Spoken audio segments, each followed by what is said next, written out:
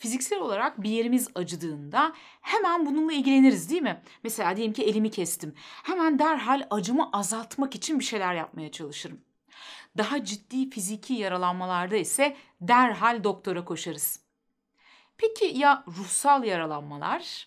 Onlarda aynı şeyi yapıyor muyuz? Genellikle hayır. Hatta ruhsal yaralarımızı o kadar yok saymaya alışmışız ki çoğu insan ruhsal olarak acı çektiğinin farkında bile değil. Ama siz ne kadar onu yok saymaya çalışsanız da, o yokmuş gibi davransanız da o aslında orada durmaya devam ediyor ve bazı davranışlarınızla kendini gösteriyor. Peki acaba nedir bu davranışlar? Ve siz de bazı davranışlarınızla kendi kendinizden kaçıyor olabilir misiniz? Gelin bu işaretlerden 5 tanesine bakalım. Bir şeyler yapmadan sakince, boş boş oturabiliyor musun? Kendi kendinle kalmak, kendi kendinle baş başa olmak seni rahatlatıyor mu yoksa kendini rahatsız mı hissediyorsun? Sürekli zihnimizi ve bedenimizi bir şeylerle meşgul etmeye çalışmak, sürekli kendimizi oyalamaya çalışmanın sebebi bazen kendimizle yüzleşmekten kaçınmamızdır. Yani kendimizden kaçmaktır.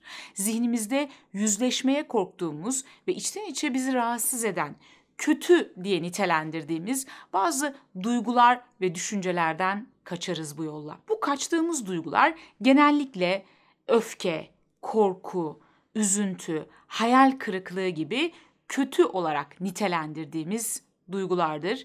Ve biz bir şey yapmadan sakince oturduğumuzda, kendi kendimizle baş başa kaldığımızda bu duygular su yüzüne çıkar. Bunlarla yüzleşmek durumunda kalırız ve bundan kaçınmak için elimizden geleni yaparız. Bunu bazen arka arkaya, sezonlarca, bölümlerce dizi izleyerek yaparız. Bazen sürekli dijital oyunlar oynayarak yaparız. Bazen o aktiviteden bu aktiviteye, o konser senin, bu maç benim, o arkadaşlarla görüşme benim diye sürekli aktiviteden aktiviteye koşturarak ya da kendimizi işe, güce fazlasıyla kaptırarak yaparız. Hiç unutmuyorum. Sürekli o konser senin, bu tiyatro benim, o müze senin, o yemek benim diye aktiviteden aktiviteye koşan ve kendini ayıracak bir dakikası dahi olmayan bir arkadaşım vardı. Hatta o dönem kendisine aktivite delisi ismini takmıştık. Buradan da selam olsun kendisine. O kendini biliyor.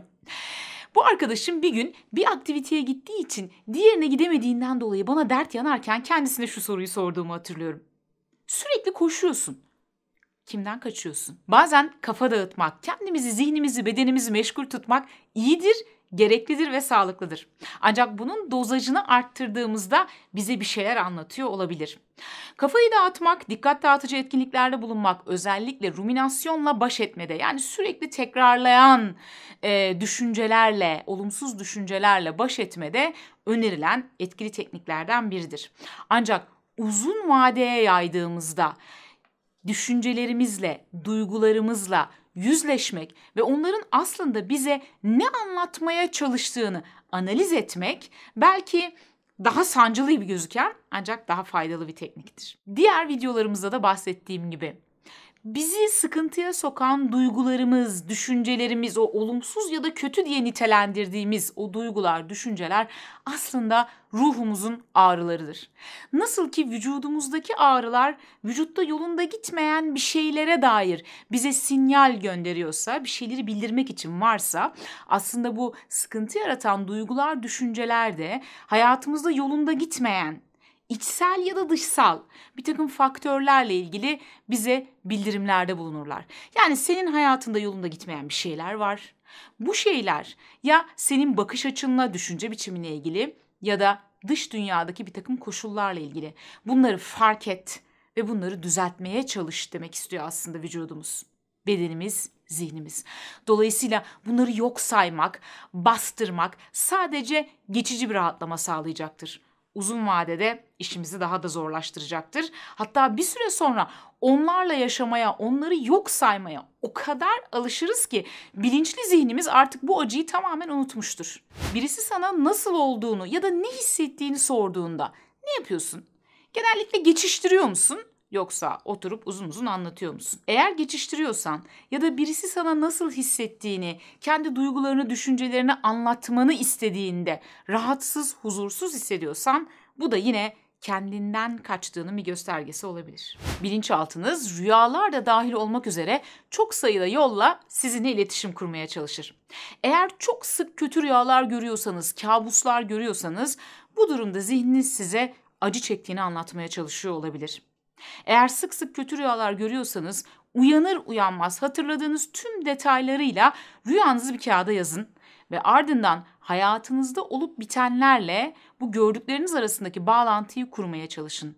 Acaba rüyalarınız size neyi anlatmaya çalışıyor? Analiz edin. Aşırı yemek yemek, aşırı diyet yapmak, aşırı spor yapmak ya da aşırı cinsellik.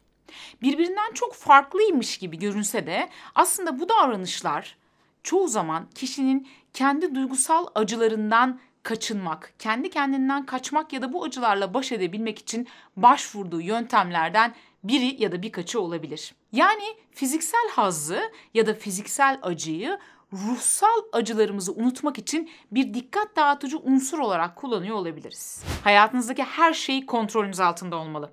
Yoksa kendinizi iyi hissetmezsiniz. Kaygılanmaya başlarsınız. Bu yüzden de yapılan işler doğru mu yapılmış diye tekrar tekrar kontrol edersiniz. Siz olmazsanız işlerin yeterince iyi yapılamayacağını düşünürsünüz. Bu yüzden de öyle pek kimseye iş emanet etmezsiniz. Her şeyin kusursuz olması için ekstra çaba harcarsınız ve hataya tahammülünüz yoktur. Tüm bunlar tanıdık geldi mi size? Hayatımızdaki her şeyi kontrol altına almaya çalışmakla ve her şeyi hatasız, kusursuz yapmaya çalışmakla acaba içimizdeki kaygıyla baş etmeye çalışıyor olabilir miyiz? Peki ama bu kaygı neden kaynaklanıyor olabilir? Mesela sevilmeme ya da onaylanmama ihtimaliyle yüzleşmekten mi? Yoksa belki de zayıf ya da yetersiz olduğumuz algısıyla yüzleşmekten mi? Belki de belirsizliğe olan tahammülsüzlüğümüzden kaynaklanıyordur. Bilmiyorum. Bunu siz kendi düşüncelerinizi analiz ederek bulabilirsiniz. İçimizde sürekli bastırdığımız ya da yok saydığımız için artık onu unuttuğumuz, yani bilinçli zihnimizde unuttuğumuz duygusal bir acı varsa, duygusal bir yara varsa bir süre sonra bu ani öfke patlamalarına ya da inişli çıkışlı duygu hallerine yol açabilir. İncir çekirdeğini doldurmayacak mevzulara dahi çok şiddetli tepkiler verirken kendinizi bulabilirsiniz. Sonra da acaba ben neden böyle yapıyorum diye düşünürsünüz. Ya da ne bileyim, mesela bir şeye gülerken katıla katıla birdenbire ağlamaya başlayabilirsiniz. Ya da gözünüzden yaşlar süzülmeye başlayabilir ve buna anlam veremeyebilirsiniz. Oysa bunlar belki de içinizde bastırdığınız, yok saydığınız bir takım duyguların ortaya çıkma çabalarıdır. Belki de o bastırmaya çalıştığımız ve yok saydığımız duygularımızla yüzleşmenin ve onları analiz etmenin vakti gelmiştir. İfade edilmemiş, bastırılmış ya da bir şekilde ilgilenilmemiş duygusal acılar bir süre sonra vücudunuzda kronik yorgunluk ya da sebebi bilinmeyen ağrılar olarak kendini gösterebilir.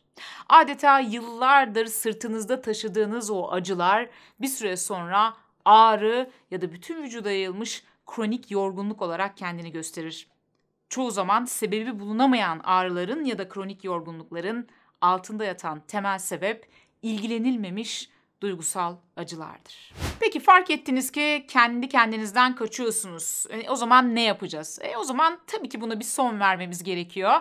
Çünkü hani demiştim ya, kısa vadede belki rahatlatıcı gibi görülebilir ama uzun vadede bir ömre yayılan, kronikleşmiş, böyle alttan alta mıyır mıyır devam eden sorunlarla baş etmeye devam ederiz eğer yüzleşmezsek. Aslında bunu yapmanın en sağlıklı yolu elbette ki bir psikoterapistle çalışmak. Ancak eğer bunu yapmıyorum ya da yapamıyorum diyorsanız o zaman yapmamız gereken şeylerden ilki bu duyguları fark etmek, bu duygularla yüzleşmek ve bu duyguları yargılamadan, ne o duyguları ne de kendimizi yargılamadan onları kabul etmek.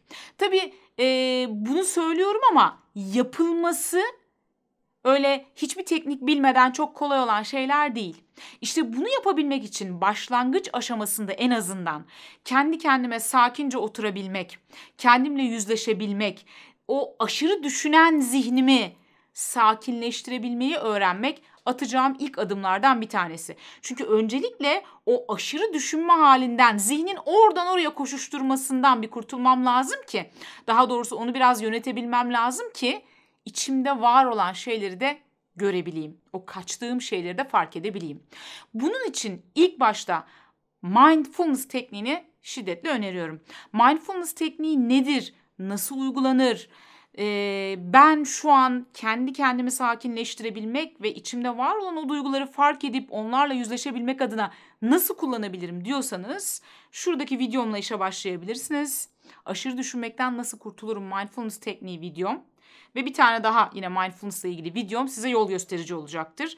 Acele etmiyoruz. Öncelikle sakin kalabilmeyi ve kendi duygularımızı, düşüncelerimize adeta dışarıdan bir gözlemci gibi sakin ve objektif bir biçimde yargılamadan bakabilmeyi öğrenmemiz gerekiyor ki yol kat edebilelim. O yüzden bu videodan sonra mindfulness videomu izlemeni öneririm. Videonun sonunda kısa bir egzersiz var. Çok basit ama çok rahatlatıcı bir egzersiz. Bunu yaptığında ne demek istediğimi daha iyi anlayacaksın. Ayrıca günlük yaşamın yarattığı stresle, kaygıyla baş edebilmek istiyorsan kanalımdaki stresten kurtulma yolları başlıklı oynatma listemdeki videolara da bir göz atmanı öneririm. Bu arada kanalımız her geçen gün büyümeye devam ediyor desteklerinizle beraber. Ancak daha fazla sayıda kişiye ulaşmak ve hedeflerimize ulaşabilmek için yardımınıza ihtiyacım var dostlar.